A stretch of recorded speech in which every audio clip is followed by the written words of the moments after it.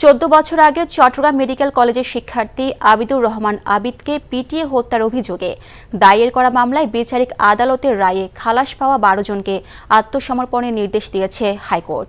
খালাসের রায়ের বিরুদ্ধে বাদীর করা আবেদনের শুনানি শেষে বিচারপতি মোহাম্মদ জাকির হোসেন ও বিচারপতি সৈয়দ জাহেদ মনসুরের সমন্বয়ে গঠিত হাইকোর্টের দ্বৈত বেঞ্চ মঙ্গলবার এ আদেশ দেন। মামলার এজাহারে উল্লেখ করা হয় 2011 সালের 19 অক্টোবর বেলা 2:30টা, সন্ধ্যা 7টা ও রাত 10টায় 3 দফা পিটুনির পর চিকিৎসার সুযোগ না দিয়ে আবিদুর রহমানকে তার বোনের বাসায় পাঠিয়ে দেওয়া হয়। পরে তার চিকিৎসা করার ব্যবস্থা নেওয়ার ক্ষেত্রে আসামিরা বাধা দেন। পরদিন তাকে চমেক হাসপাতালে ভর্তি করা হয়। চিকিৎসাধীন অবস্থায় 2011 সালের 21 অক্টোবর রাত 8:30টার দিকে মারা যান আবিদুর রহমান।